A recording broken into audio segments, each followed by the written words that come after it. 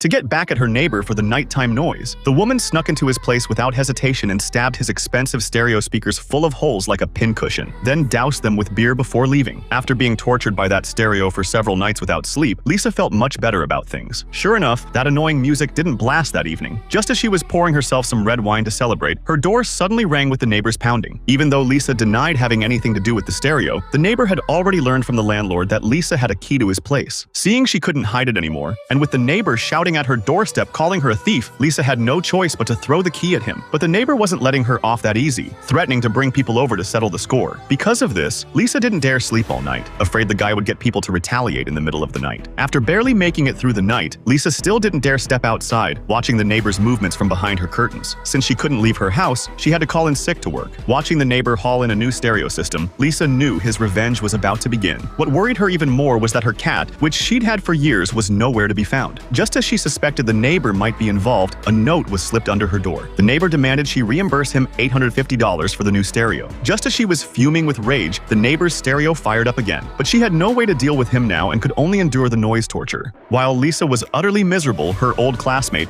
who'd been pursuing her, showed up at her door. The classmate heard the deafening noise from next door too. When he learned Lisa had been suffering through this noise for a week, he immediately headed out to teach the neighbor a lesson. But soon, Lisa heard screams of pain from outside. Sensing something was wrong, Lisa quickly grabbed her last month's savings and handed it to the neighbor, barely saving the classmate who tried to help her. Lisa asked if he'd taken her cat, but he said he didn't even know she had one. Seeing he wouldn't admit it, Lisa had no choice but to trudge back home. Since the classmate had lost the fight in front of his crush, he couldn't face staying at Lisa's place any longer and left with his tail between his legs, leaving Lisa alone to endure the deafening noise. Lisa couldn't believe the ceiling was actually cracking from the neighbor's stereo vibrations. Just when Lisa thought she was being driven insane, the town suddenly lost power. Only then did the annoying noise finally stop. But that's when Lisa suddenly heard her cat's meowing from the neighbor's house. That cat was everything to her. Without thinking twice, Lisa grabbed a ladder and climbed to the attic, then used a hammer to pry open the attic wall. The other side led to the neighbor's attic. She was going to break in and rescue her cat. Lisa quickly hammered through the wall and infiltrated the neighbor's house. But what she found next broke her heart. Her cat had been starved to death in the neighbor's attic.